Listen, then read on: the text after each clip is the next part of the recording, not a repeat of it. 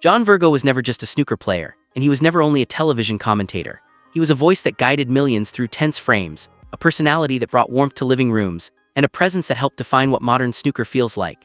When the news emerged that John Virgo had passed away at the age of 79 on February 4, 2026, the snooker world did not simply lose a former champion or a broadcaster. It lost a familiar companion. Someone who had been there for decades, quietly shaping the sport's biggest moments. Since that day, fans across the world have been asking the same question: when will John Virgo be laid to rest? The answer is now clear. John Virgo's main public farewell has not yet taken place. His funeral and memorial service is scheduled for Thursday, April 16, 2026 in Sheffield, just 2 days before the start of the World Snooker Championship at the Crucible Theatre. This timing was chosen deliberately so that the entire snooker family could come together to honor him in one place. John Virgo's journey into snooker greatness did not follow a simple or predictable path. Born in Salford, Lancashire on March 4, 1946, he did not turn professional until 1976 when he was already 30 years old. In a sport where many stars emerge in their teens or early 20s, that was considered late. But Virgo proved that determination, intelligence, and love for the game could overcome any timeline. He climbed steadily through the rankings and reached a career high of number 10 in the world. His defining competitive moment came in 1979 when he won the UK Championship, defeating Terry Griffiths in a final that is still remembered for its drama and quality. That victory cemented his place among the elite players of his era. Yet even at the height of his playing career, John Virgo was known for something beyond results. He was thoughtful, articulate, and deeply curious about the game itself. Those qualities would later make him one of snooker's greatest broadcasters. When John Virgo retired from professional play in 1994, his influence on the sport did not fade. Instead, it grew. He became a central figure in snooker broadcasting, working with the BBC for decades. His commentary style was instantly recognizable, calm, measured, and rich with insight. He knew when to speak and when silence said more. During tense moments at the Crucible, his hushed tones became legendary, heightening drama rather than overwhelming it. For millions of viewers, John Virgo's voice became inseparable from snooker's biggest stages. World Championships, Masters Finals, UK Championship deciders, he was there for all of it. His famous catchphrase, "where the cue ball going," became part of snooker culture, repeated by fans and players alike. It was not just a line, it was a reflection of how closely he read the game and how deeply he understood its smallest details. In the 1990s, his popularity expanded even further through the television show Big Break, which he co-hosted with comedian Jim Davidson. The show brought snooker into mainstream entertainment and introduced the sport to people who had never watched a frame before. For many families, Big Break was a weekly ritual, and John Virgo was the friendly, familiar face that made snooker feel approachable and fun. When John Virgo passed away at his home near Malaga, Spain, the reaction from the snooker community was immediate and emotional. Tributes poured in from every generation of the sport. What stood out was not just how many people spoke, but how similar their words were. Kind, generous, passionate, funny, knowledgeable. Again and again, people described the same man. Among the most powerful tributes came from snooker legends who had shared commentary boxes, tournament halls, and defining moments with him. Stephen Hendry spoke with deep emotion about the loss. He shared that he had worked alongside John Virgo only weeks before his passing, and described him as one of the greatest colleagues anyone could wish for. Hendry said that Virgo had a rare ability to understand both the player's mindset and the audience's perspective at the same time. He explained that when John Virgo was in the commentary box, you felt safe, because you knew the story of the match was in good hands. For Hendry, who dominated snooker in the 1990s, Virgo's voice became part of his greatest achievements.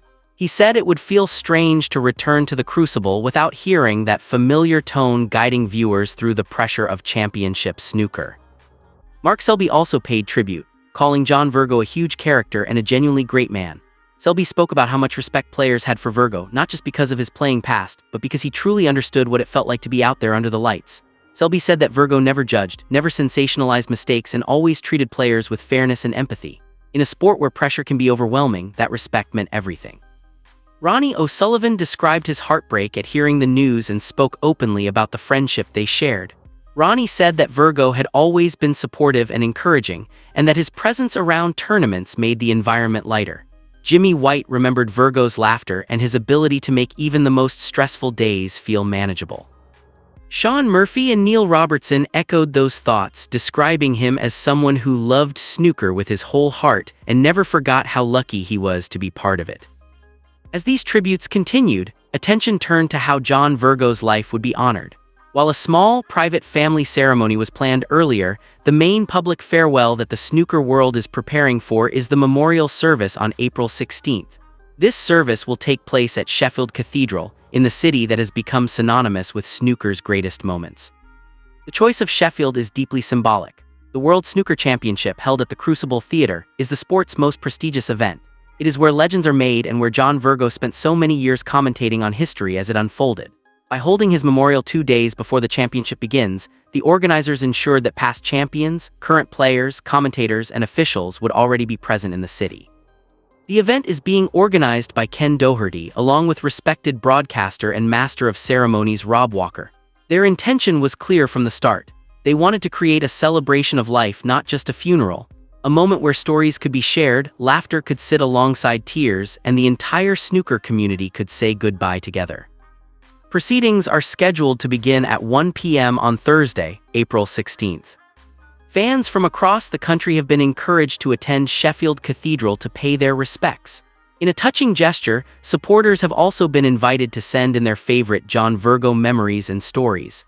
The most meaningful of these will be read aloud during the service, ensuring that fans are not just observers but participants in the farewell. The memorial will also take place ahead of the champions' dinner later that same evening, an exclusive gathering where all past and present world champions meet together. The alignment of these events highlights just how highly John Virgo was regarded. He was not only respected by champions, he was cherished by them. There is an added sense of sadness surrounding this farewell, because John Virgo was expected to be in Sheffield for the World Championship in his role with the BBC. He had commentated on the Masters final only weeks before his death, a match won by Kyron Wilson at Alexandra Palace. Viewers have already said it will feel strange to watch snooker's annual 17-day showpiece, which runs from April 18th to May 4th, without hearing his familiar voice. John Virgo is survived by his second wife Rosie, their 2 children Brooke Lee and Gary, and 2 granddaughters. To the snooker world, he was an icon. To them, he was a husband, a father, and a grandfather. That balance between public figure and private family man is something many tributes have acknowledged with respect. As April 16th approaches, the snooker community is preparing for a moment that will be both painful and beautiful. There will be sadness because an era is ending, but there will also be gratitude because John Virgo gave so much to the sport he loved. His funeral has not yet taken place, but its meaning is already clear. On that day in Sheffield, legends like Stephen Hendry and Mark Selby will not be there as competitors. They will be there as admirers, colleagues, and friends. Fans will stand beside them, united by shared memories and a shared love of snooker. Stories will be told, laughter will break through tears, and a voice that once guided the sport will be honored in silence. John Virgo's legacy will live on in every dramatic frame at the Crucible, in every commentator who tries to balance insight with warmth, and in every fan who still hears his voice during a tense moment. He was not just part of snooker history, he was part of its soul. On April 16, 2026, snooker will pause, not only to say goodbye but to say thank you.